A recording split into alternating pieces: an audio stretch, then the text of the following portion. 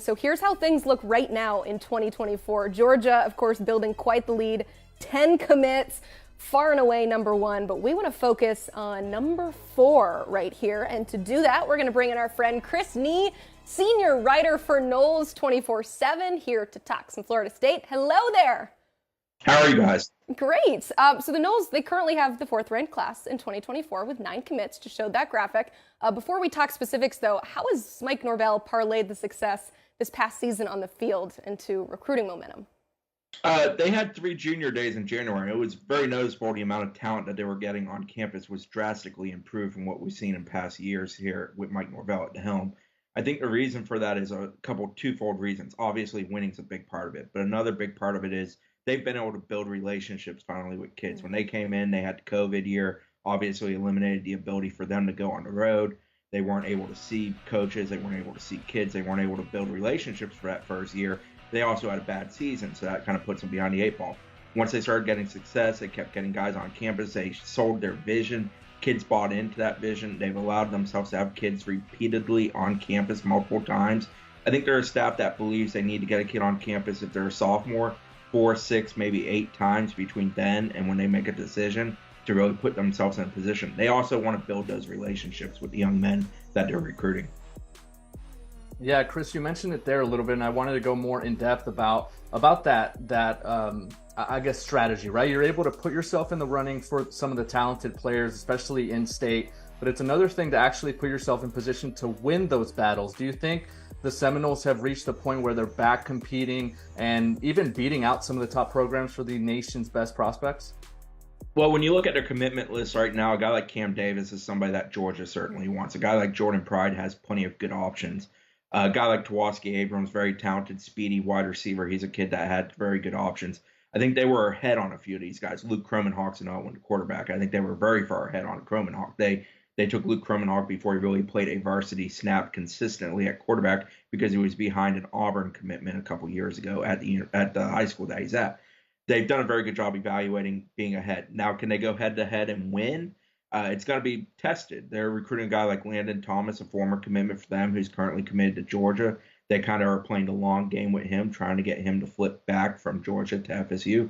Nykar, another commitment to Georgia. Both of those kids play at Colquitt County in Moultrie, Georgia, South Georgia kids.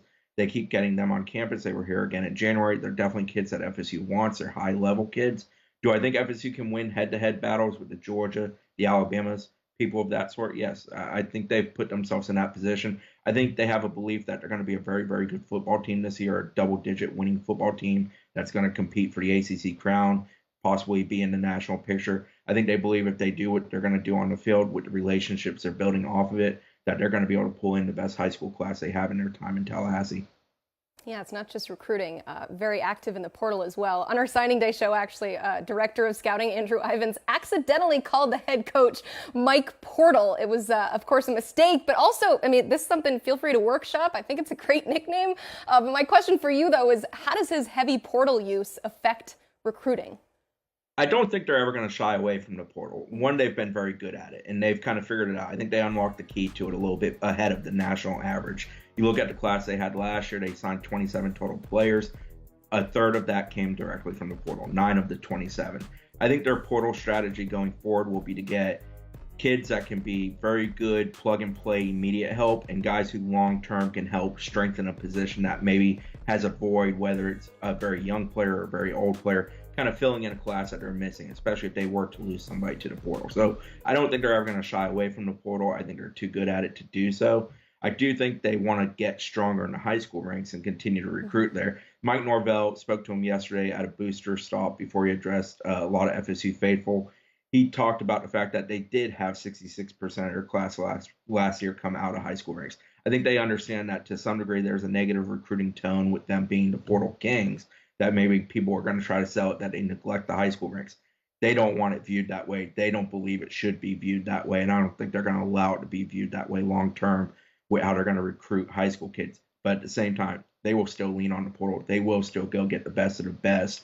They think it's a essential thing that will allow them to have the best available 85 on their football roster. I don't think they're going to shy away from it. At the end of the day, they believe in talent accumulation regardless of where that talent is coming from. All right, before we let you go, let's hit on a few prospects. Kameron Davis is the 4th-ranked back in the country, heading to Tallahassee. So what impact can he make early for the Noles? People that remember Cam Akers, I mean, Cam Davis reminds me a lot of them. They both played a good bit of quarterback in high school, both really athletic, big-bodied kids, both relatively smart, sharp kids.